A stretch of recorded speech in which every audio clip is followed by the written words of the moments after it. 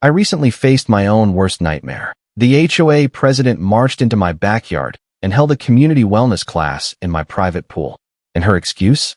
She said my property was for neighborhood health. Funny thing is, the only thing shared that day was my dye trap, turning them all green. But let me start from the beginning. Ever wonder how a quiet suburban morning turns into a neon green war zone you never asked for? Let me show you the exact moment my peaceful paradise detonated in radioactive pool water and pure suburban rage. I was standing by the pool, like any responsible homeowner, skimmer in one hand, steaming coffee in the other, watching morning sunlight tease the water like it was showing off. Birds chirped their territorial songs from the maples Emily and I planted when we still believed in neighborhood dreams. Then the side gate clanged open like a prison door. Brenda Thompson appeared with the dramatic flair of a soap opera villain. Red visor tilted like a crown, white polo pressed tighter than her grip on this neighborhood's soul. Thompson, remember the name. She insisted on it. Behind her marched 6 women in matching swim caps, designer workout gear that probably cost more than my mortgage payment. Community Wellness Initiative, she announced with all the smugness of a toll collector on the only bridge to heaven. Property becomes communal when it benefits neighborhood health standards. Her smile could curdle fresh milk, and probably has. Excuse me, I said, coffee freezing halfway to my lips. This is my private pool, not your personal fitness center. She waved a dismissive hand, like I was a fly buzzing around her perfectly coiffed suburban head. Don't be dramatic, Daniel. Before my brain could process this audacity, the tall blonde with linebacker shoulders handed Brenda a crisp 20 and executed a cannonball that sent chlorinated water exploding across my deck like a declaration of war. That did it. My thumb found the hidden control panel beneath the decorative stone coping, a little surprise I'd installed after hearing the first whispers about Brenda's community programs. The red button Emily had carefully labeled, "Emergency use only," waited like a loaded weapon. I'd already brushed a whisper-thin layer of UV marker powder on the outer gate latch and rail. Anything Brenda grabbed next, from her clipboard to the cash, would take the glow with it. I pressed it with the satisfaction of someone pulling the rip cord on justice. With my other hand, I hit 911 on speaker so dispatch could hear everything in real time. 911, what's your emergency? A calm voice said. Trespassers conducting aquatic aerobics in my private pool, paid in cash, led by our HOA president, I said. Are they armed? With entitlement and a clipboard. A pause. Sir, remain on the line. Do not engage physically. Units en route. Copy. I'll keep it civil and brightly colored. Please don't add colors, sir. Too late. A fine mist rose from concealed jets, looking innocent as morning dew for exactly 3 heartbeats. Then, chemistry unleashed hell with the fury of science serving revenge. The gate stayed latched, not deadbolt. The manual override was in my hand if anyone panicked or needed help. Tracer dye bonded with sunscreen and chlorine, turning the entire pool into a wild neon lime that glowed like alien blood under the summer sun. Screams erupted like a 3-alarm fire in a fireworks factory. What did you do to us? The blonde shrieked, scrambling up the ladder with hands that flashed neon green until the sunscreen rinsed off. Brenda spun toward me, eyes wide with the fury of a tyrant discovering rebellion in the ranks. You ruined everything, she screamed with the voice of someone who'd never been told no in her entire privileged life. She charged across the wet tile and shoved me toward the pool with both hands. My coffee mug flew in a perfect arc. My heel clipped the coping. Gravity took over, and I plunged into the glowing mess I'd created. Water swallowed sound. For one terrifying moment, I floated in radioactive silence, eyes burning, lungs screaming for air that tasted like victory mixed with chlorine. I surfaced to pure chaos. Hank materialized like every bad security guard's fever dream. Beard that stored last week's meals. HOA patch crooked on his expanding gut. He slapped my phone from my hand. It skittered across the concrete, screen spiderwebbed near Brenda's precious cash box. Sirens wailed down the block. Maybe Leo called too, but dispatch already had us live. I hauled myself out, alien green dripping from every surface, heart pounding like a victory drum. Neighbors materialized with phones up, live streaming Brenda's humiliation. Her fury dissolved as she noticed the audience, dozens of cameras capturing her standing poolside, clutching stolen money while neon evidence lapped at designer shoes that cost more than most people's weekly groceries. Police lights strobed past the maples, painting our fence red and blue like freedom's warning colors. I scooped up my cracked phone, the stream somehow still rolling, straightened my soaked shirt, and met her blazing gaze across water that pulsed like a radioactive heartbeat. Class dismissed, Professor Thompson. Sirens stopped. Doors slammed. Boots crunched gravel with the measured pace of justice arriving exactly when it should. Officer Delgado. I called, the same one who'd labeled this civil last month, raising my still streaming phone. You're on speaker with dispatch. Private property. Posted, paid classes without consent. Brenda lifted her chin, neon droplets flying. This man assaulted us with chemicals. He trapped us. Delgado eyed the no trespassing signs, the manual override in my hand, then the glowing cash box. Ma'am, did you pay to swim here? They paid me, she said, then realized the sentence was a cliff with no bridge. Mr. Henderson arrived like an annoyed law library. Officer, our president has helpfully admitted to operating a commercial enterprise on a resident's property. We'll take receipts and her resignation in any order. Brenda jabbed a finger at me. He set me up. Ma'am, Delgado said, turning a recorder toward her. Nobody makes you break and enter with a cash drawer. My next words would define everything hero, villain, or cautionary tale about what happens when you corner a homeowner with nothing left to lose except the family he loves most. The pool still glowed with all the promises I'd made and all the lines I just crossed to keep them. Let the reckoning begin. 6 months earlier, Emily and I rolled down Maple Lane with windows wide and hearts full of hope. Sunlight filtered through red gold leaves, making everything look painted by someone who believed in happy endings. A for sale sign winged beside a white fenced house with a pool so blue it made the sky jealous. We parked, looked at each other with that married couple telepathy, and knew we'd found the one. Day one felt like living inside a greeting card. Kids rode bikes in perfect formation down the center of the street. A yellow ice cream truck jingled past, playing childhood memories. Neighbors waved from porch swings as if they'd been rehearsing for our arrival. We signed papers with shaking hands, hauled boxes until our backs screamed, and christened the empty pool by shouting our names just to hear them echo off the water. That night, lying on a mattress in the living room, Emily traced lazy circles on my chest and whispered the words that still make my heart skip. We made it. Week 1 stayed perfect in that dangerous way that makes you forget to guard against disaster. Every evening ended with a slow swim under cotton candy skies. I kept a mental tally of blessings like a miser counting coins. 1 safe yard, 1 happy wife, 1 nursery already painted sky blue with clouds Emily had stenciled by hand. Then the first yellow slip fluttered onto our welcome mat like a warning leaf. Paint shade not on approved list, it declared in block letters. I laughed out loud.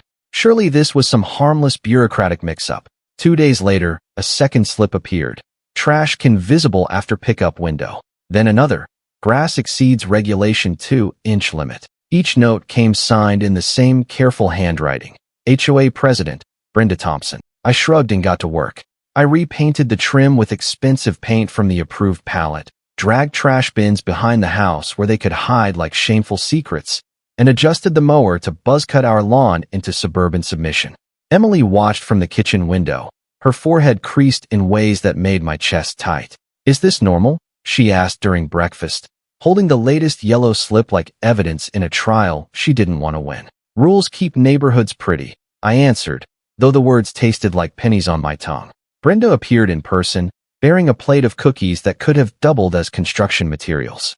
She wore a pressed polo shirt, a beige visor, and carried her clipboard like a newborn baby, precious and potentially dangerous. Welcome to Maple Lane, she sang with aggressive cheer. Her gaze swept our porch light, hedge height, and wind chimes, filing each detail into some internal violation database. Emily thanked her and attempted a polite bite of cookie, nearly cracking a molar. I noticed the clipboard held pre-printed violation slips with our address already filled in, like parking tickets waiting for cars that hadn't yet committed their crimes. That night, our phones lit up with screenshots from the HOA app. Brenda's latest post, Community Courage, sharing resources for wellness. The comments were a casserole of pearl-clutching and performative empathy. Love this, wrote someone who hadn't waved at us once. Another neighbor asked if pool-positive households could get a dues discount for hosting. Brenda replied with a winky face and a link to a volunteer interest form that ended in a payment field. Leo texted me a meme of a toll booth with her visor photoshopped on top and captioned it, "Welcome to Brendavania. Exact change only." I typed and deleted 3 responses before Emily took my phone. "We don't fight on their app," she said, calm and deadly. "We fight with evidence." Brenda tapped her clipboard. "One more thing. We're piloting a wellness equity levy. Homeowners with pools contribute a small fee so neighbors without pools can have access. You know, for community health." Emily blinked. "A tax for breathing near our water?" Brenda smiled too wide. "Access builds togetherness. Also with your condition." She flicked her eyes to Emily's belly. "You may not want the liability of a pool anyway. Better to let the neighborhood share the risk." Emily set the uneaten cookie down. "We'll share when we choose. That's how sharing works." Brenda's pen hovered. Disappointed the signature didn't sign itself. That night, I lay awake counting hairline cracks in our bedroom ceiling. Cracks that suddenly seemed to be spreading across the perfect picture we had bought and paid for. More notes arrived with clockwork precision. Garden hose left visible. Fence shade unapproved. Pool accessories not stored. I fixed each item like a good soldier following orders, but every repair felt less like home improvement and more like surrender to an invisible, occupying force. A month in, I woke before dawn to the sharp sound of water being disturbed. Strangers in bright swim caps carved disciplined laps through my pool, while Brenda held court from a folding chair, a cash box gleaming beside her like a troll demanding bridge tolls. I marched outside, voice low but firm. "Out. Now." Brenda patted the empty chair beside her. "Community fitness program. Daniel, read your covenants." I called the sheriff. Officer Delgado arrived 20 minutes later, took notes with insurance form enthusiasm, and delivered the verdict that changed everything. "Civil issues, sir. Work it out with your board." He left me standing in my own driveway, watching strangers splash through water I paid to heat, while Brenda collected money for services I never authorized. An hour later, a man in a reflective vest appeared. "City inspection," he announced, flashing something that looked like a badge if you squinted and had never seen a badge. "Immediate stop use on your pool. Unsafe dimensions." "Unsafe dimensions?" I asked. "Height variance," he said, pointing confidently at the water. I called the city on speaker. 3 rings. "We don't conduct surprise pool inspections," the clerk said. "Also, height variance isn't a thing." I turned the phone so Vest could hear. He tugged his cap, muttered, "Miscommunication," and backed down the walk like a crab. As he passed the mailbox, a yellow slip fell out of his clipboard, Brenda's letterhead on top.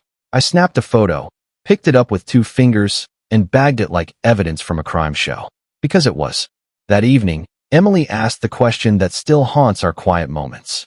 What kind of neighborhood did we move into? I opened the garage, pulled out PVC pipe and electrical wire, and began building something Brenda Thompson had never seen coming. If she wanted a war fought with rules and regulations, she'd picked the wrong enemy. Justice was coming to Maple Lane, and it would arrive glowing bright enough to be seen from space. Before the sting, after the deputy's dismissive wave-off, I woke with teeth grinding hard enough to crack molars. My jaw ached like I'd been chewing concrete all night. If the law won't guard us, then hardware will have to do the job instead. I started small, with surgical precision.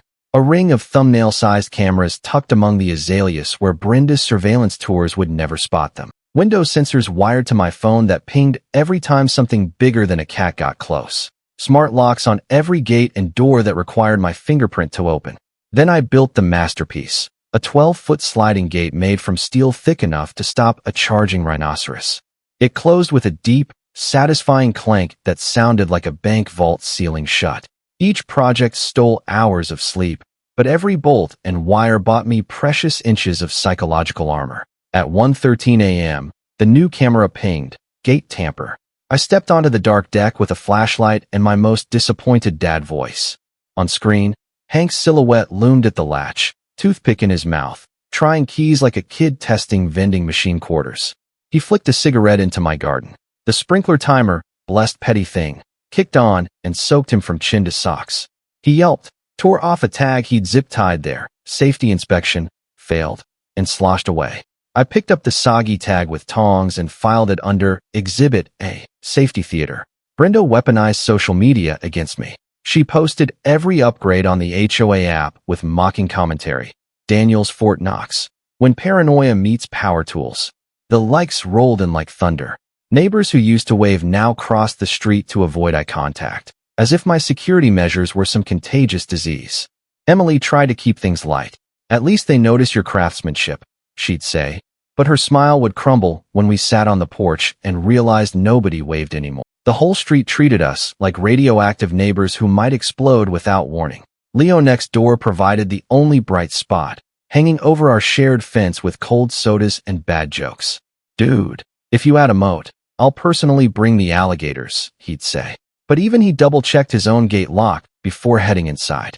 Paranoia, apparently, spreads faster than gossip. The real escalation came when Hank waited at my new gate the way a storm waits on the horizon, too big to ignore, too close to outrun.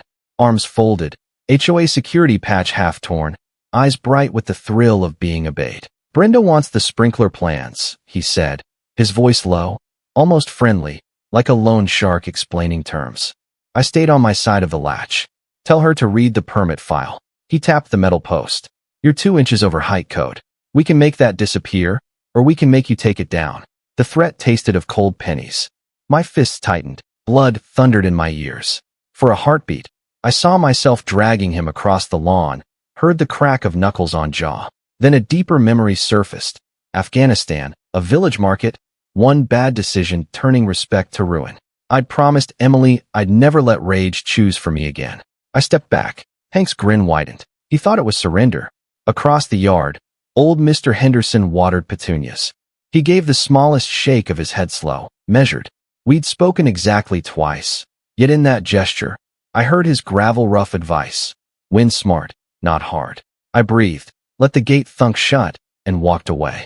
On my way to the door, Henderson shuffled over, hose hissing a polite serpent at his feet. County solicitor, 22 years, he said, as if answering a question I hadn't voiced. My hobby is slapping bullies with paper. He handed me a Ziploc with a chain of custody form already pre-filled with my name. Document everything. Time, date, who touched what. Paper kills panic. He nodded at the cameras. And get redundancy. Drives in triplicate, one off-site. A tap to the steel gate. Boundaries are good. Records win. Then he turned the hose back to his petunias, like we'd just discussed fertilizer instead of war. 15 minutes later, Brenda glided up the walk like a realtor haunting her own listings. No clipboard this time, just a manila envelope. Daniel, she purred. Let's be neighbors again. She slid the envelope toward me. Inside, fee waiver forms, a pre-signed community access MOU, and a gift card to a day spa Emily liked. You donate 2 afternoons a week for wellness hours. I make those little height variances vanish. Everybody wins. Everybody. I asked. She leaned in, her perfume sweet as poison. It'd be a shame if an unsafe gate complicated your insurance, especially with a baby on the way. Liability is such an ugly word. I held up my phone. The camera blinked red. Ugly words look great on video. Her smile snapped off. You're making enemies you can't afford. Good, I said. Volume discount. That night, I found a neat line of thumbtacks glinting across our driveway like a smile with too many teeth. A sympathy card sat on the porch. We all want what's best for the community. No signature. I swept the tacks into a jar, dropped the card in after them, and wrote on the lid, Exhibit B, Friendship. Leo suggested we mail it back with confetti. Henderson said, keep the chain of custody intact. We compromised by labeling the jar confetti, but make it felony. Inside, Emily watched from the kitchen window, one hand resting over the faint curve of new life beneath her sweater. Are we safe? She whispered. Not yet, I admitted. But we will be. That night, the dining table became a war room. Laptop glowing, schematics spread, coffee rings marking each stage of anger. Leo slid in from next door with a six-pack and a grin. Henderson arrived later, slower, but with a notebook full of legal citations. We cycled through options, lawsuit, injunction, press exposure. But every path ended in months of delay and Brenda smirking poolside. Stinger, Leo said. Catch the queen ant with crumbs all over her face. Emily frowned at the metaphor, yet nodded. Evidence she can't spin or bury. The plan crystallized around midnight. We christened it Operation Citrus Highlighter. In the garage, Leo inflated a kiddie pool. Henderson measured dye with the solemnity of a pharmacist. Food grade, he said. But don't drink it unless you want your insides to glow with regret. I mixed it. A palm of sunscreen over the water. Emily clicked the deck light to UV. Whump. The pool went lime green like a cartoon crime scene. Leo dipped a finger. Science. He touched his cheek. A neon streak appeared like war paint. Emily grinned. Congratulations. Your evidence. We timed the fade, logged dilution rates, and wrote, rinse window, minutes, not seconds, on the whiteboard. When the neighbor's cat padded through the garage, Leo gasped and scooped it up before we created Schrodinger's glow kitty. Data gathered, cat unglowed, laughter stored for later. Before we called it ready, we ran the ethics check. Henderson pulled up municipal manuals showing the same tracer dye used for storm drain tests. Food grade, non-hazardous at the concentrations we mixed. We set out an eye wash bottle, towels, and taped a laminated card to the gate. Manual, override here. Emily made us rehearse the evacuation twice. Masks on, gate open. Nobody gets trapped. Drilled until it was muscle memory. I filed a note with the non-emergency line. Possible trespass. Brightly colored water. No medical risk. If the day went sideways, the record would show we'd chosen bright, not brutal. We need proof, so damning not even her pet deputy can ignore it. Leo knew a guy who knew a guy, someone with access to HOA financial records. Henderson mentioned a disgruntled board member who'd been asking uncomfortable questions about Brenda's spending. But the centerpiece of our strategy was simpler than high-tech espionage. It was patience. We were going to let Brenda's own arrogance destroy her. Every camera I've installed, every sensor, every backup system, they're all feeding into a central server that stores everything in the cloud. I told them, pouring fresh coffee. She'll make another move. She can't help herself. And when she does, we'll be ready. Emily squeezed my hand. Promise we stay smart. No glory moves. Only smart moves, I answered. We turned off the lights. Outside, somewhere in the dark, a truck engine idled, then faded. The fuse was lit, but it was my hand on the match now, not Brenda's. An hour later, Leo rolled his RC car out from under the fancy, a tiny monster truck with a thumb-sized camera taped to the hood and a sticker that read, "This vehicle makes complete stops." We followed it through the alley to the neighborhood park, where Brenda held court beside an SUV. Maple Lane must cooperate, she told a knot of loyalists. If they won't, we create compliance. Define create, someone asked. Brenda smiled, the kind of smile dentists warn you about. We enforce standards. Overflow trash citations, repeat fine escalations, noise complaints. Paper trails scare people.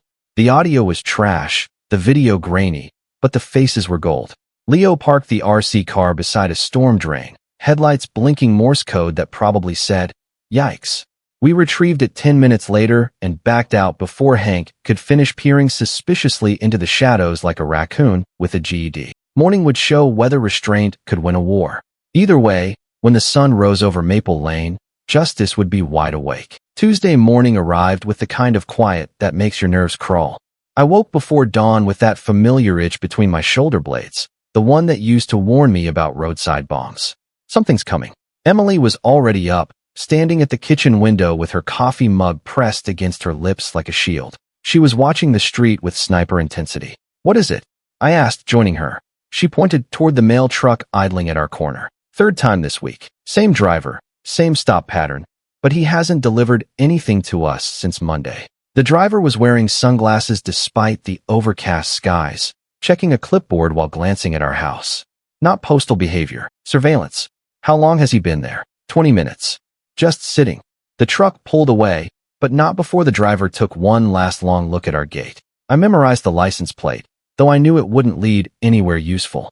I followed in Emily's sedan, 3 car lengths back. The mail truck missed 2 actual mailboxes, took a right on Oak, then eased behind the rec center. The driver hopped out, peeled a magnetic USPS logo off the door, and swapped it for a landscaping company sign like changing hats. I lifted my phone. Click, click. He noticed, froze, then climbed back in and left faster than federal postage. When I replayed the footage later, I paused on the glove compartment. A roll of yellow violation slips sat where stamps should live. Later that morning, while Emily was at her doctor's appointment, I decided to pay Kevin a visit. If Brenda was planning something bigger, the HOA treasurer would know. Money always leaves a trail. Kevin answered his door looking like he hadn't slept in days. Wrinkled shirt, uncombed hair, a nervous twitch in his left eye that wasn't there last week. "Daniel," he said, glancing over my shoulder like he was expecting Brenda to materialize. I can't. We shouldn't be talking. Kevin, whatever she's got on you, it's not worth this. Look at yourself. He laughed bitterly. You think this is about me, Daniel? You have no idea what you're up against. He tried to close the door, but I put my boot in the gap. Then tell me. For a moment, he just stared.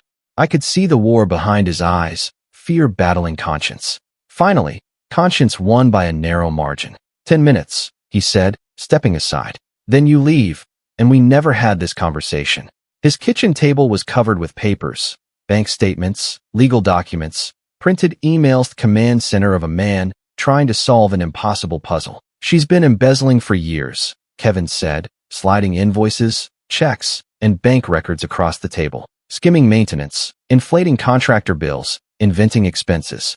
14 properties bought through shell companies after she depresses values with violations and harassment. Remember the Jacksons? Refused to sell. Electrical fire 2 weeks later. One of her LLCs bought the lot. I stared at the map. She's not just stealing from the HOA, I said. She's stealing the neighborhood. There's a development company very interested in this land. Very well funded. 2 weeks ago, someone broke into my daughter's apartment. Didn't steal anything. Just left a message on her bathroom mirror. Your father needs to be more careful. I sat back, my mind reeling. This wasn't neighborhood politics gone wrong. It was organized crime with an HOA letterhead. Kevin, we have to stop her. We? He shook his head. Daniel, I'm already dead. I just haven't stopped breathing yet. The only reason I'm still functioning is because she needs me to keep the books clean a little while longer. What if we had proof? Real, undeniable proof. For the first time, hope flickered in his eyes. What kind of proof? I leaned forward. The kind that brings down houses of cards. The kind that makes people disappear into federal prison cells instead of burning houses. Kevin reached under the table and pulled out a small digital recorder. Everything we've talked about is on here, plus 3 other recordings from the past month. Brenda doesn't know about this one. He handed me the recorder. If something happens to me, if I have an accident, or just disappear, make sure this gets to someone who can't be bought, someone outside her reach. I pocketed the device. Nothing's going to happen to you, Kevin. Maybe not. But if you're really planning to fight her, understand the stakes. She's not some petty dictator with a clipboard. She's a criminal with resources, connections, and nothing to lose. As I left Kevin's house, I could feel eyes watching from multiple directions. The revelation changed everything. This wasn't about swimming pools anymore. It was about survival. Brenda wasn't trying to control us. She was trying to erase us entirely. By the time I got home, Emily was back from her appointment, glowing with good news about new life. But when she saw my face, her smile faded. What happened? I told her everything about Kevin, the embezzlement, the shell companies, the development plan, the Jackson's house. When I finished, she was pale but determined. So what do? We document everything. We build a case so solid that even corrupt officials can't bury it. And then, I looked out at the peaceful street masking an ugly truth. Then we burned down her whole operation. Emily nodded, one hand moving to her belly. For the baby. For everyone she's hurt. For everyone she's planning to hurt. As evening fell, I stood at our window, watching the surveillance team try to look inconspicuous. They had no idea what we'd learned. They thought they were watching potential victims. They were wrong. They were watching the people who were about to bring their whole world crashing down. Earlier that afternoon, we canvassed the block. Most doors cracked open an inch, fear leaking out like AC. Mrs. Ramirez's didn't crack. She swung hers wide. Bring me proof, and I'll bring a quorum, she said, sliding a legal pad across her stoop. She wrote 3 names, underlined twice. People who are tired of being quiet. That night, Emily and I sat at our kitchen table with Kevin's recorder between us like a loaded gun. The evidence was damning. Hours of Brenda's voice detailing embezzlement schemes, property manipulation, and threats that would make a mob boss proud. We had everything we needed to destroy her. The question wasn't whether we could win anymore. It was how far we were willing to go. We could just leave, Emily said quietly, her hand resting on her barely visible bump. Take this to the FBI, let them handle it, and disappear while the investigation plays out. Start fresh somewhere safe. I studied her face in the lamplight. She was scared, and she had every right to be. We weren't just fighting a corrupt HOA president anymore. We were taking on an organized criminal enterprise with resources, connections, and a proven willingness to burn down houses with families inside. You want to run? I asked, no judgment in my voice, just honest curiosity. I want our baby to grow up with both parents alive. Her voice cracked slightly. I want to sleep at night without wondering if someone's going to pour gasoline around our foundation. I reached across the table and took her hand. It was trembling, just barely, but I felt it. Emily, if we run now, what happens to the next family? What happens when Brenda finds another property she wants, another neighborhood to carve up and sell? That's not our responsibility, isn't it?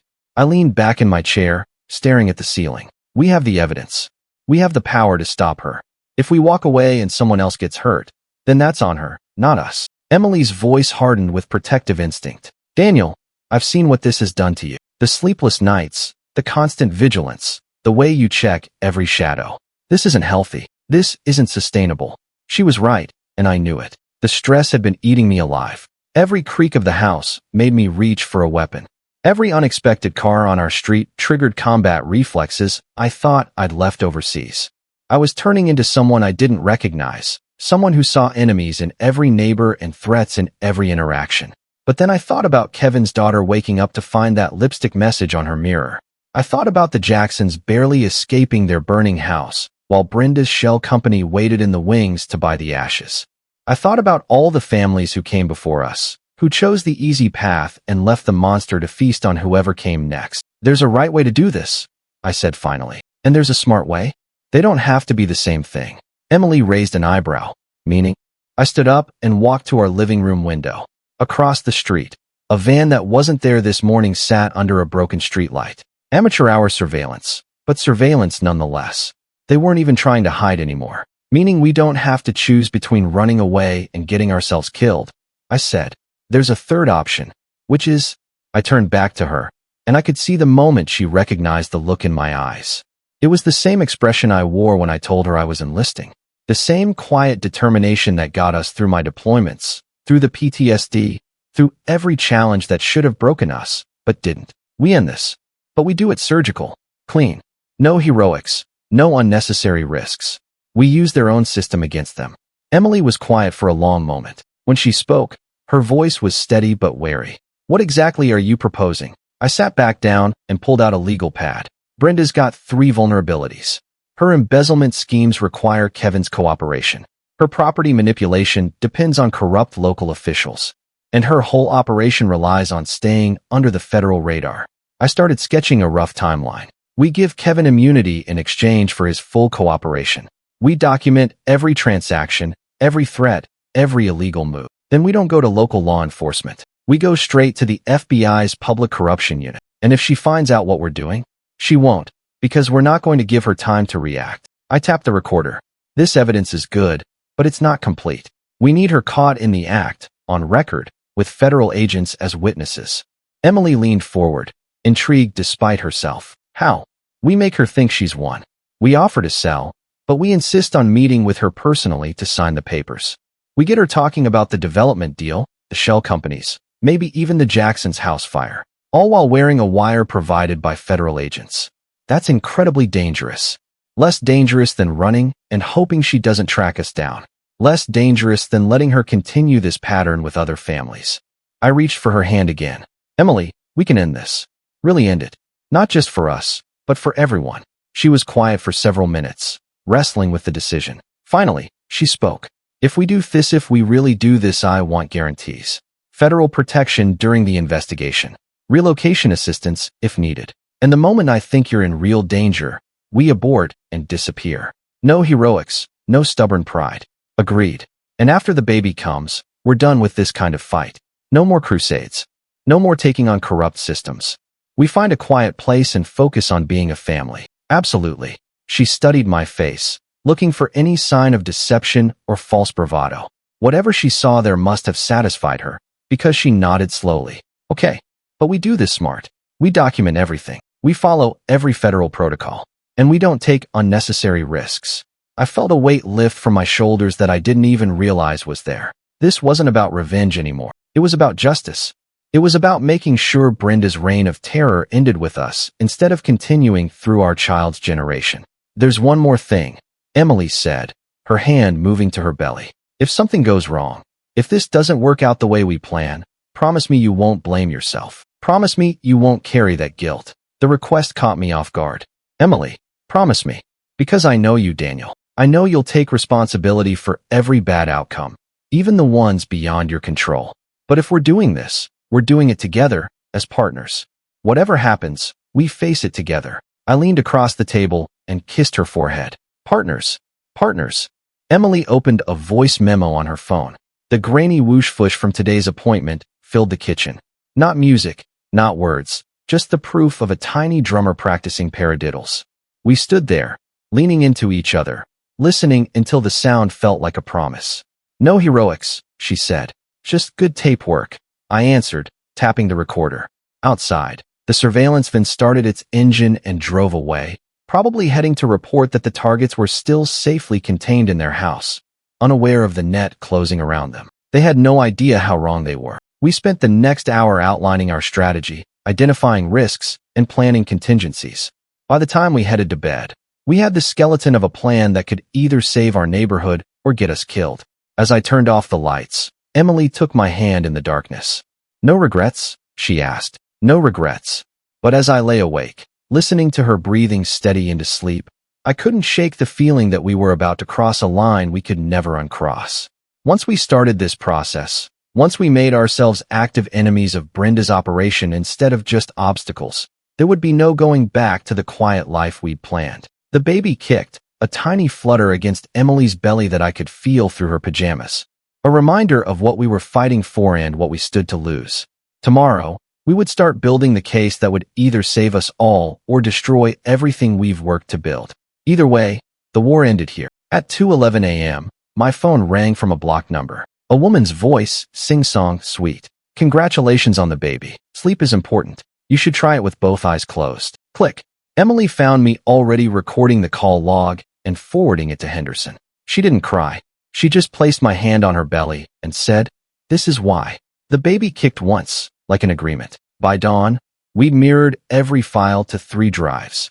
One couriered to the state AG, one sealed for an FBI public corruption intake box, one in Henderson's safe. The wire stayed on deck, but the damning document's sting could move faster. If cuffs clicked first, the referrals would only climb the ladder. The next night, the rec center hall buzzed like a hornet's nest that someone had kicked with steel-toed boots.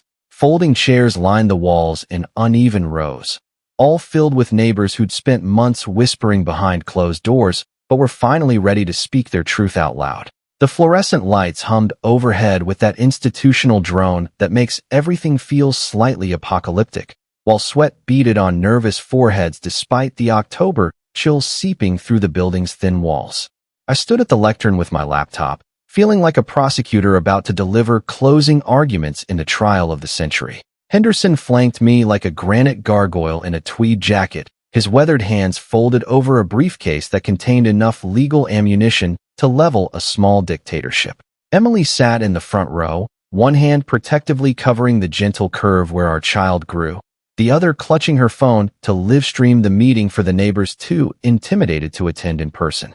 Leo perched near the back with his own phone set up, grinning like a man about to watch his favorite team win the championship. Kevin paced near the exit, clutching a flash drive like it contained nuclear launch codes which, in a way, it did.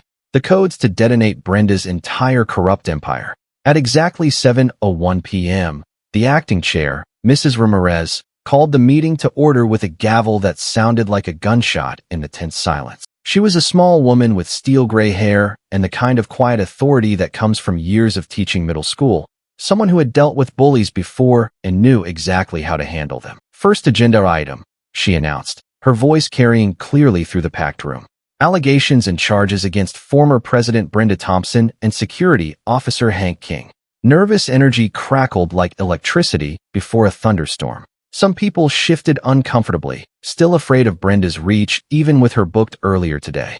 Others leaned forward eagerly, hungry for the reckoning they'd been waiting years to witness. I stood and connected my laptop to the ancient projector. The room held its collective breath as the screen flickered to life, then exploded in an electric green light that painted every face in the audience with an otherworldly glow. The first image filled the screen. Brenda, mid-lunge toward the pool edge, arms windmilling, face twisted with rage and disbelief, tracer dyes swirling around her like radioactive smoke. The crowd gasped collectively, some in shock, others in barely suppressed laughter that sounded like justice clearing its throat after years of being silenced. This footage was recorded on my private property, I announced, my voice steady despite the adrenaline hammering through my system like a drumbeat, during an unauthorized commercial swimming operation conducted without permission, permits, or payment to the property owner. Click. Next slide. Brenda's cash box, filled with glowing bills under police laboratory lighting. The ultraviolet powder was clearly visible, like evidence gift-wrapped for prosecutors. The marked 20s seemed to pulse with their own inner light, each one a smoking gun proving her guilt. These $20 bills were treated with an ultraviolet marking powder commonly used by banks to track stolen currency. I continued, my voice growing stronger with each word. Each bill that passed through Mrs. Thompson's hands now carries her fingerprints and a UV trace, with video tying each bill to her hands more than enough to convict in any court. Murmurs rippled through the crowd like waves hitting a rocky shore.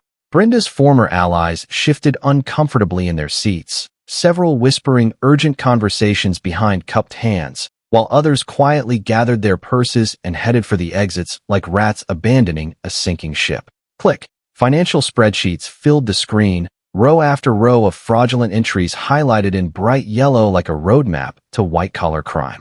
Numbers that told the story of systematic theft, month after month of community funds diverted to Brenda's personal accounts, while residents struggled with ever-increasing dues and deteriorating common areas. I stepped aside and gestured toward Kevin, who approached the microphone like a man walking toward his own execution, but determined to speak the truth anyway.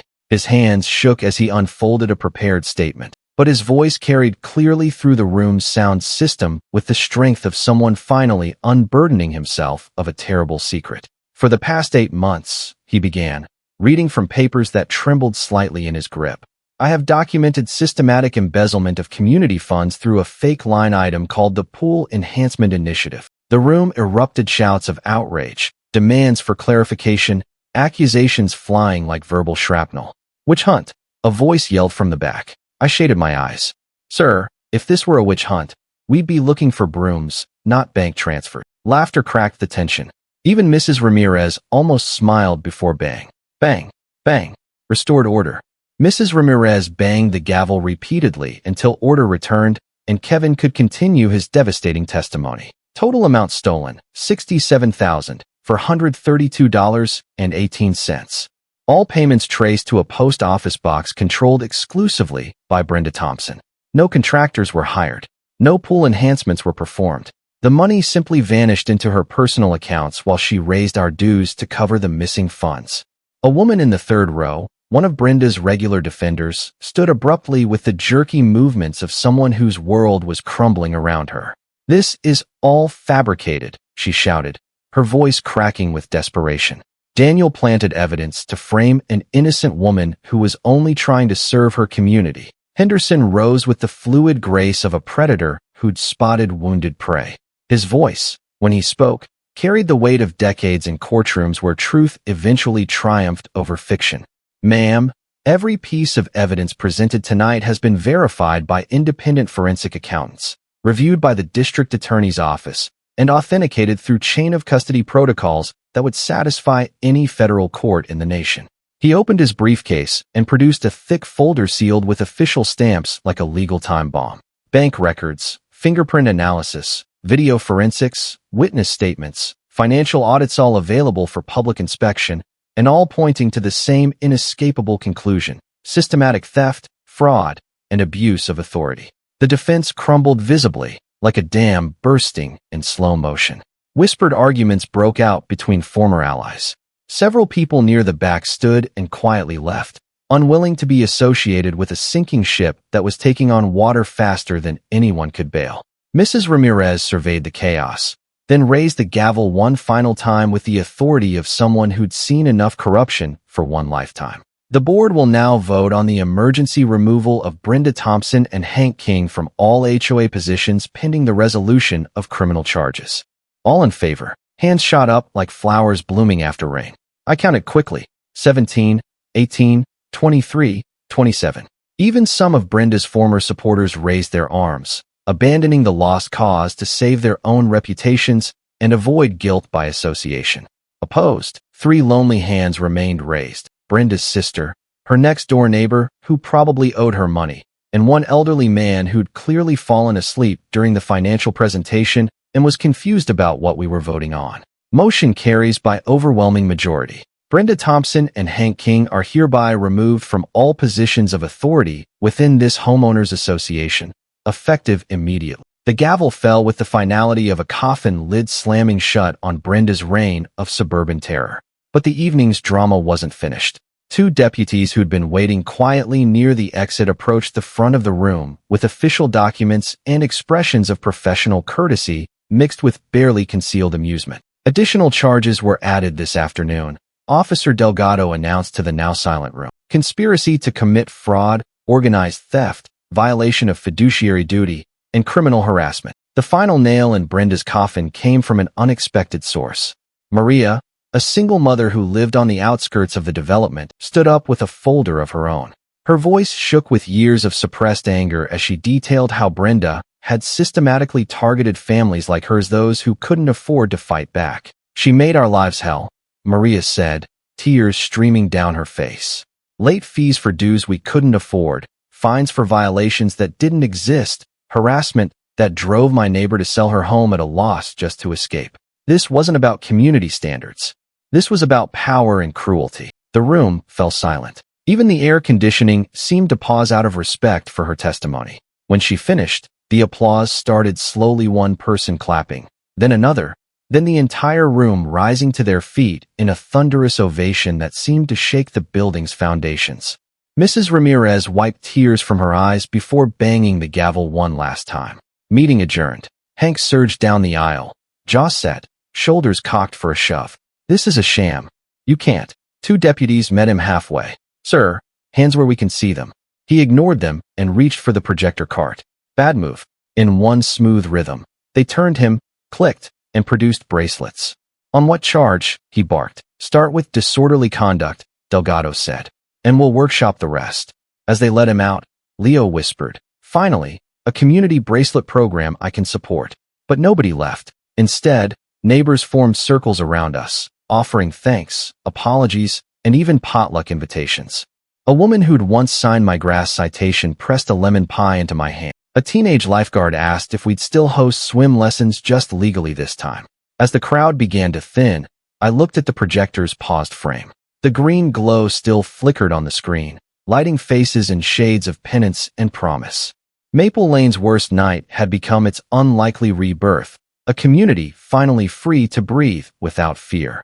The war that began with yellow violation slips was ending not with violence, but with votes, not with vengeance, but with justice. And as Emily took my hand and we walked toward the door, I realized that sometimes the most satisfying victories aren't the ones where you destroy your enemies, but the ones where you free everyone else from their tyranny. Late summer dusk settled over Maple Lane with the gentle weight of absolution, warm and forgiving after months of tension that had stretched our neighborhood as thin as piano wire. The pool, once a neon battleground where truth fought lies under harsh spotlights, now lay glass still and cobalt blue. No fences rattled with angry demands. No sirens echoed. The only sounds were the soft tick of sprinklers in distant yards and the occasional laugh of children free from fear. Emily and I sat by the pool, feet dangling in the cool water. Her laugh, once scarce, rippled like a song rediscovered. The baby kicked beneath her hand, celebrating peace. Leo cannonballed off the board, his enthusiasm unrestrained. No tracer this time, he asked, treading water. I shook my head, and he hooped before swimming lazy laps. Leo popped up, slicking his hair back. Okay, but if I glow tomorrow, I'm suing for superhero royalties. Mrs. Ramirez, passing with brownies, said, file it under community spirit. Henderson didn't look up from his paper plate. Royalties are taxable. Leo groaned. Justice is paperwork, huh? Emily tapped my shoulder. Always. Across the street, porch lights winked on in welcome. Mrs. Ramirez set out chairs for a block potluck. Kevin arrived with a cake iced in bright green justice, his idea of a joke that finally made people smile. The Johnson twins set up a card table by the sidewalk. Glow sticks for legal fees, $1. They'd taped a handwritten coupon beneath it. Good for 1 cannonball, with permission. We bought 10. A push alert pinged my phone. Former HOA president enters plea deal, cooperating with state AG. The article included a familiar SUV and a less familiar jumpsuit shade. Leo whistled. Neon still her color. Even Henderson showed up, murmuring, Brenda took a guilty plea this afternoon. The legal machinery grinding on, our personal war done. I walked the fence line one last time. The motion sensors blinked steady, feeling less like tripwires now and more like porch lanterns. The steel gate stood as a boundary, not a fortress. Emily nudged my shoulder. You're still counting threats. Habit, I admitted, watching children chase fireflies. But the numbers are dropping. She leaned against me. Keep the skills. Lose the fear. The same question that haunted me through every sleepless night surfaced. What is real justice? Tonight, it looked simple. A calm yard, clean water, laughter that didn't flinch, and a child who will grow up knowing fences can protect without imprisoning. Leo hauled himself out, dripping. Gate pass for the grill off? I tossed him a key card. Bring ribs. Leave the drama. Emily squeezed my hand. Promise we stay this way. No more wars unless someone truly needs saving. I glanced at the maples swaying in the evening breeze. I promise. But if trouble ever jumps the fence, that we'll handle it smart, she finished. We sat until stars salted the sky and the pool lights cast ripples that looked almost green, but never quite crossed the line into accusation. Neighbors trickled home, folding chairs scraping the pavement, good nights drifting across lawns. Justice isn't the roar of victory. It's the hush that finally follows when peace has room to take root.